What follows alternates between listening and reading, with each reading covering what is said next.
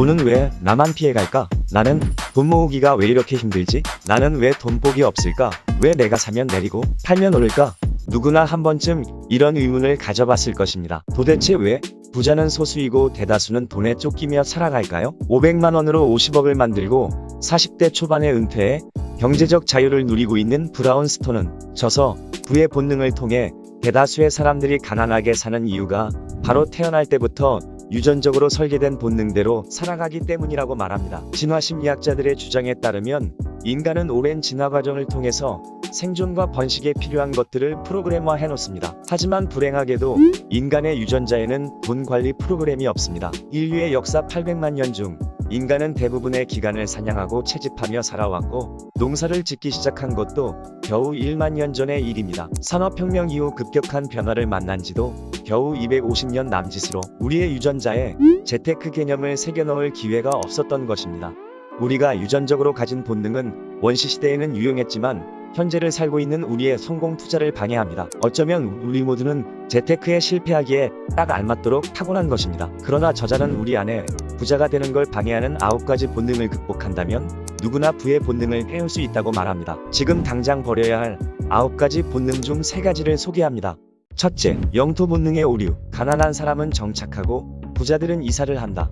원시시대에는 남의 영역을 잘못 침범하면 공격을 받고 자신의 영토를 떠나는 것은 목숨을 건 위험한 일이었습니다. 원시적 위협이 끝난 지금에도 인간은 여전히 영토 본능을 가지고 있습니다. 예를 들어 자기 마을을 떠나 잘 모르는 동네로 이사가는 것을 두려워하거나 신혼 시절에 우연히 살았던 곳을 중심으로 주변을 뱅뱅 돌다가 인생을 마감하는 경우가 많죠.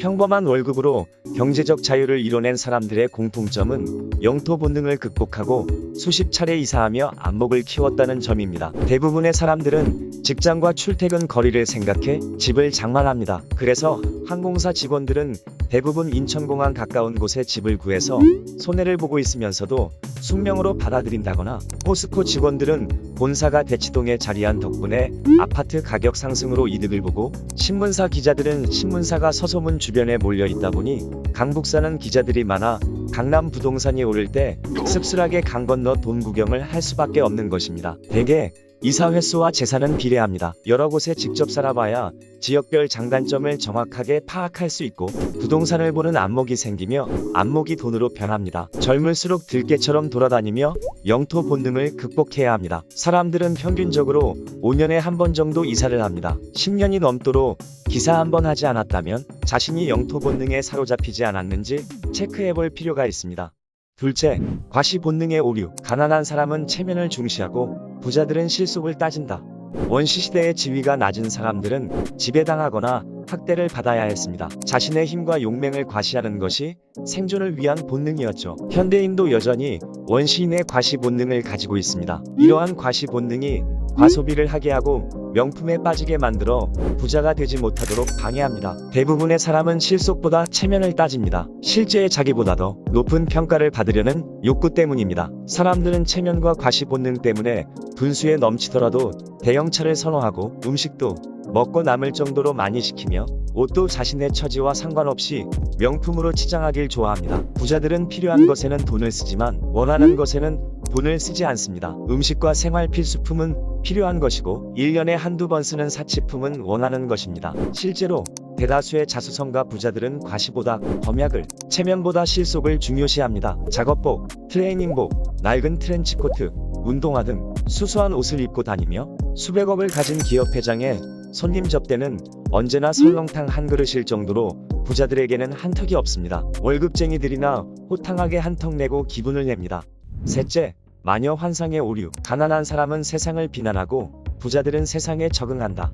원시인들은 부자를 미워했습니다. 원시시대의 가장 중요한 가치는 단결이기 때문에 재산을 모으는 것을 경계했고 재산 욕심을 나쁜 행위로 간주했습니다. 현대인도 여전히 부에 대해 부정적인 원시인의 감정을 가지고 있습니다. 사람들은 부자가 되고 싶어 하지만 부자를 싫어합니다. 부자에 대해 본능적으로 거부감을 가지고 있기 때문입니다. 압구정 아파트가 50억이라니? 말이 돼. 정부는 도대체 뭘 하는지 몰라. 투기꾼들은 다 때려잡아 족쳐야 돼. 분양가 엄청 올려대는 건설사도 가만두면 안 돼. 인류의 역사상 마녀 사냥은 뿌리가 깊습니다. 부동산 가격이 오르거나 주식이 오르면 어김없이 마녀가 등장합니다. 부자들 때문에, 중개인 때문에, 증권사 직원 때문에 우리는 현재의 가난이 모두 남 탓이라고 분노하며 자신을 비참한 희생자로 만듭니다. 마녀 환상에 빠지면 부자가 될 동력과 추진력을 잃어버립니다. 지금의 가난이 내 잘못이 아니고 남 탓이라면 내가 노력해야 할 일은 아무것도 없기 때문에 결국 재테크와 담을 쌓고 냉소주의자가 되는 것입니다. 이제 마녀 환상 대신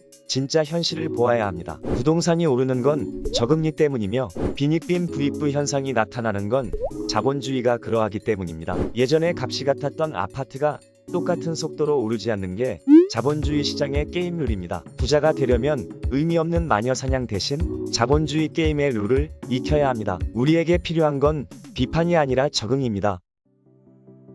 부자는 본능을 통제하고 빈자는 본능대로 삽니다. 자신도 모르게 스스로를 가난하게 만드는 본능에 충실히 살고 있지는 않았나요? 원시적 본능이 이끄는 대로 살다 보면 당장은 편할지 모르나 내일의 행복은 약속할 수 없습니다. 결국 부의 본능을 일깨운 사람만이 안락한 내일을 준비할 수 있습니다. 부자가 되는 열쇠는 지식이 많거나 운이 좋거나 부모를 잘 만나는 등 외부 요인에 있는 게 아닙니다. 결국 우리의 내면을 먼저 다스리는 것이 부자의 길로 가는 첫걸음입니다. 지금까지 북도시였습니다.